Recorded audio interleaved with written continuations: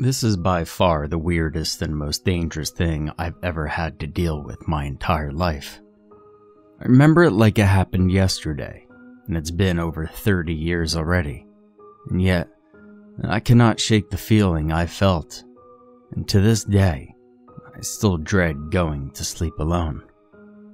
What I'm about to tell you will make me sound like a madman, but I swear this is the whole truth.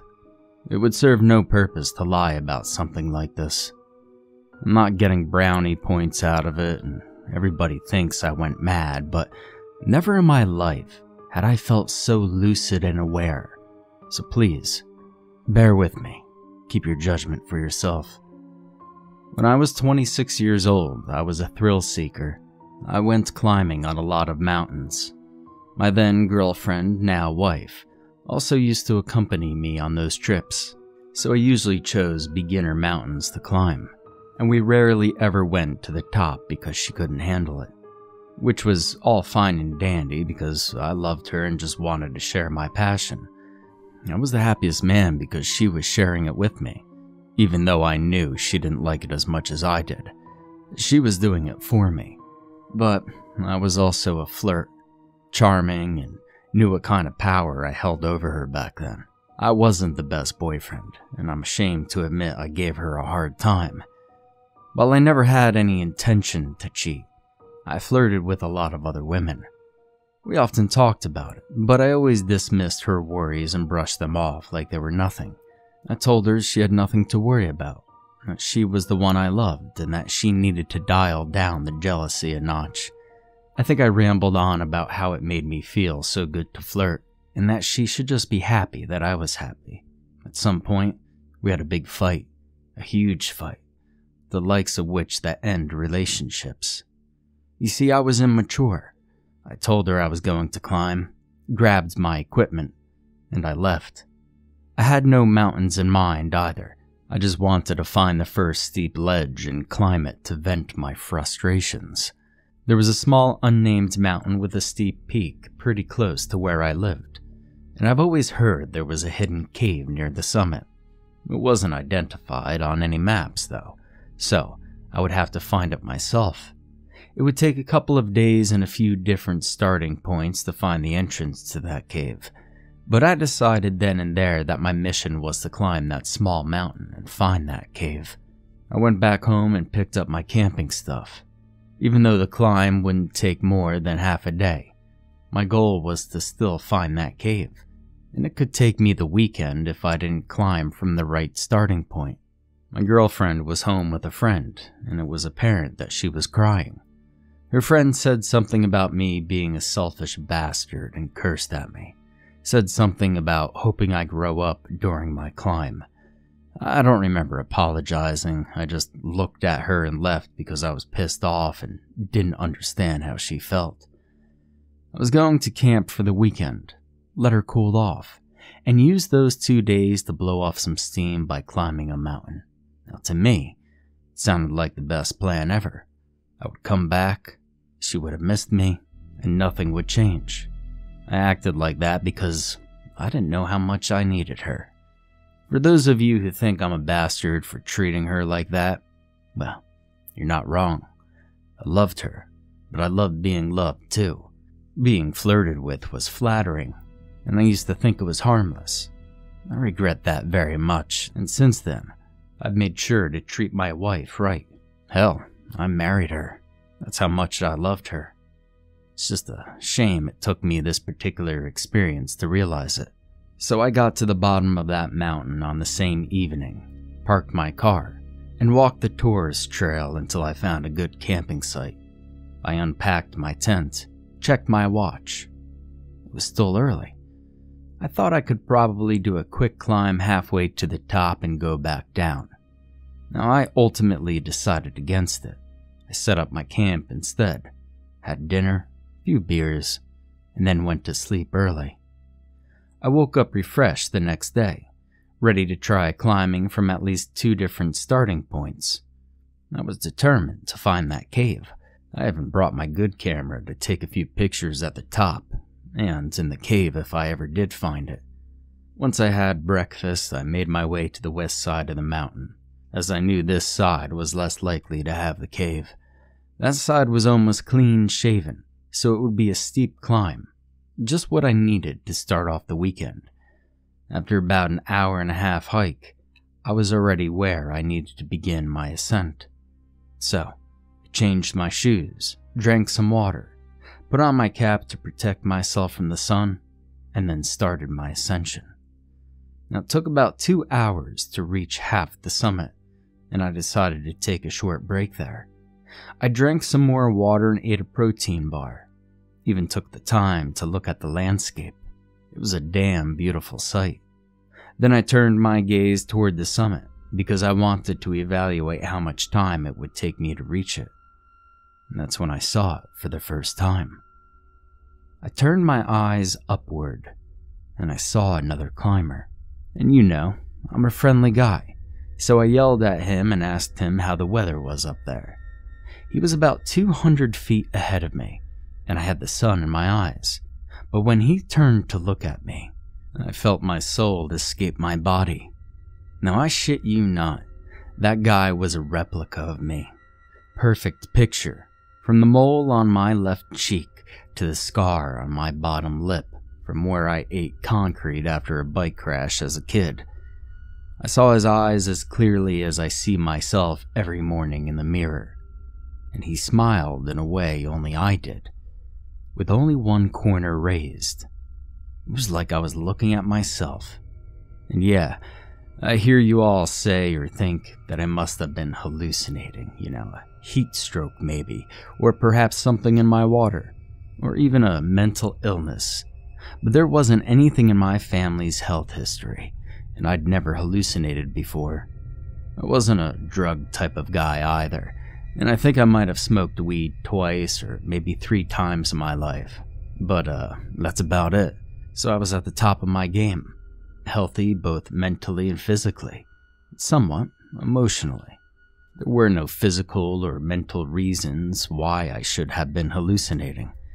So the only logical explanation at the time was that my eyes played a trick on me, or that the guy just really looked like me. What a small world. Anyway, I turned my gaze away and tried to shake off the feeling, and thought it was a bit rude that he didn't answer back. I took a sip of water, gazed at the top of the tree line, and put my water back in my backpack before starting to climb again. When I looked up, he was gone. I couldn't see the climber anywhere, and it's not like this cliff offered any place for him to hide in.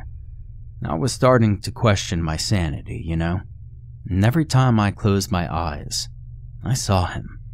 I saw my face looking back at myself and smiling. The smile didn't feel friendly too. It was more of an arrogant grin. The kind I give to other dudes in bars when I flirted with their girlfriends a little too much for their taste. I don't know why I never got in a bar fight, seeing how I had a very punchable face and a shit-eating attitude. So I started climbing again, and reached the top in less than 2 hours. But I didn't see the climber the rest of the way up, or down, for all that mattered. I was still pretty shaken up when I got back to my encampment, and made myself lunch. I took an hour break to eat and calm down, then made my way to another side of the mountain, which looked easier and faster to climb, but probably not as exciting as the steep side I'd just gotten done. Although, all things considered, I was okay with, less exciting. I hiked again for about an hour, then started my ascension. I didn't see the hiker for the rest of the day, and managed to clear that side in less than 6 hours. By the time I was back to my camping spot, the sun was about ready to set, so I ate quick, cleaned myself, and I went to sleep. We got there faster, I woke up in the middle of the night to the sound of my own voice. I sat up quickly and blinked a few times, only to see someone right next to me. I reached for the nearest object, which ended up being my flashlight, and tried to slam it against whoever had been invading in my tent. During my swing, I probably hit the on-off button and turned on the flashlight. The thing grabbed my wrist, and I dropped the flashlight in surprise. but before it hit the ground, it managed to light up its face. My heart sank 3 feet into the ground and I froze on the spot, terror turning my blood to ice in a matter of seconds. I was looking at myself again, and I was wearing that stupid grin. There was something in my double's eyes that terrified me to the core. It wasn't only because they looked like mine, but because what I saw in them filled me with dread. They looked dead, yet the murderous intent I felt from them was very clear. I knew this thing wanted me dead. Race you to the top tomorrow, yeah? Winner takes all. Don't show up, and we'll get her next. I screamed at him to explain what he meant, and I fought back. He exited the tent and ran out into the forest. I could still feel his grip on my wrist. My flashlight was still on the ground before me, and my heart was racing like crazy. It took me a second, but I stood up and went outside of my tent, trying to see if there was someone there. But I was alone. It was the dead of night, and I didn't feel like I could go back to sleep anytime soon. Trying to climb on little to no sleep was not a good idea. But what did he mean by, "I'll get her next"? Did he want to harm her? Steal her? And what the hell did all of this mean? Anxiety got me staying up for another hour, and when I woke up the following day, I was far from refreshed. I had nightmares for the rest of the night, where my doppelganger just threw me off the mountain. I saw my body rotting in a tree, broken bones piercing through my flesh, and blood dripping down to the green below. I dreamed of birds pecking at my flesh while my double sweet-talked my girlfriend and lived my life in my stead. A kind of dream that you should listen to and go back home to your girl, apologize, and tell her how much you love her. But his warning about not showing up made me sick with worry. Now, I didn't want to die, but I also didn't want to take the chance of anything happening to Mary. I couldn't let that happen to her. It was my responsibility, and I was going to fix it. With my stomach in my heels, I didn't eat much for that breakfast. I still ate enough protein so that I could climb. I also remembered this was a race, so I needed to get there faster.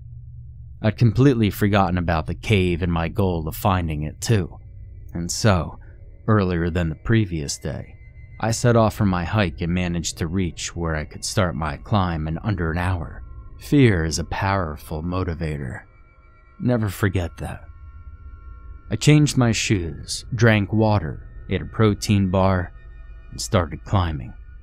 2 hours later, I was already past the first half of the climb when I heard his voice. Again, he was ahead of me, but this time, not by much. I could see him clearer than the first time or in the night, and it was just as terrifying, if not more. He was dressed exactly like me, and talked exactly like me as he goaded me to get better. Told me Mary deserved a real man, and that this mountain also deserved better. I started climbing faster while also trying not to make stupid mistakes that would have me tumbling down to my death. Even with my gloves, I could feel my fingertips starting to chip, and I could feel the blood seeping into the fabric of my glove, soaking it faster than I could climb. I don't know how long it took, but I eventually found a clearing, and the climber was nowhere in sight. I wondered if I had passed him. Was he already near the summit? I didn't know, but I needed to take care of my hand and my fingers. I stopped on this tiny ledge, cleaned off my hand, and wrapped my fingernails. When I looked left, I saw that the ridge became thicker a little ways ahead. Once I passed a small rocky wall, I followed it, and I found the entrance to the cave that I was searching for so desperately. I also saw what looked like climbing ropes discarded on the floor, right before the entrance. They looked used and broken though, so it was unlikely that those were my doppelgangers. I looked up toward the summit and couldn't see him either, and I wondered, did he go into the cave? I swallowed thickly and decided to check it out. I'd only taken a few steps in the cave when I heard his voice. My voice, again, echoing against the wall. Did you find what you were looking for? I asked him what he wanted, fear and anger boiling in the pit of my stomach. Then I threatened him. If he so much as touched a hair off Mary's head, not even God could protect him. I heard a laugh and saw him near what looked like the end of the cave. It wasn't that deep and, well, not very impressive, but it still hid him pretty well in the shadows. We've been waiting. I felt pressure on my right side, and when I blinked, it was right there in front of me, his fist connected to my side. Instantly, my reflexes kicked in, and I started fighting. I punched it back in the gut until it bent over, then slammed both of my fists on the back of its head. I kicked, hit again, and fought, and everything happened so damn fast. I can't even say I remember the whole fight, just at some point, it vanished again, and I was left panting, mad, and still very much afraid for Mary. Race you to the top. Those words echoed in my head. I had no time to waste. I got out of the cave and climbed my way to the summit as fast as I could, without ropes, because I didn't have time for that. I free soloed the rest of the way, and I'm pretty sure it took me less than 30 minutes to climb the rest.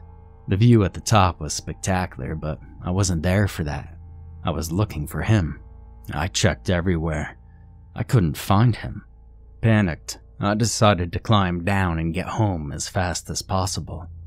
While I was packing up my gear at the base of the mountain and getting ready for the hike back to the car, I saw it running through the woods. I quickly threw my backpack over my shoulder and I booked it. I was looking at a 30-minute hike back to the state's parking lot, but I managed to run it in 20. The whole time my side was tingling from where that thing had punched me. I was dizzy and my right arm felt weak. But I made it back to my Honda, chucked my backpack and camping gear onto the back seat, and I started my drive home. But unfortunately, I didn't get very far. Right past the ranger station, I became very confused and I had a huge headache. Thinking that I was just dehydrated, I went to grab for my water bottle, which was laying on the passenger seat. And while doing so, I swerved off the dirt road into a drainage ditch.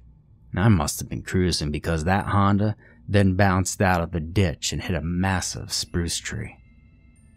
I don't remember too much after that. The airbags exploded into my face and I blacked out, only to awaken hours later in a hospital bed with a park ranger sitting by my side. He told me that I had suffered a stroke, and he needed to know who I was, as they couldn't find any of my information. Turns out, my wallet was missing. My car registration wasn't in the car, and I was just some random John. Now it became clear to me that I either left all that stuff in the woods in my hurry to get home, or that someone had taken it. I pleaded with the ranger to tell me if there were any other visitors during my time there. He said that only about 4 families came and went to the park during my stay, and while I was driving out, no one was seen on the road for hours. Now, I'm not sure what happened to me on that mountain. I'm not sure if it was a strain of hiking and almost non-stop climbing, or maybe the stress and anxiety about Mary and my relationship. Perhaps it was just everything together, bundled into one toxic, potent dose of oh shit sauce. You know, a life-altering wake-up call. Or perhaps that thing really existed outside my mind and stole my license from my campsite that night it went into my tent, and the paperwork from the car before I had gotten to it. Or perhaps that thing really did make it to Mary and corrected a reality that I should not have been a part of. And maybe my Mary that I have now is not the same Mary that I had back then.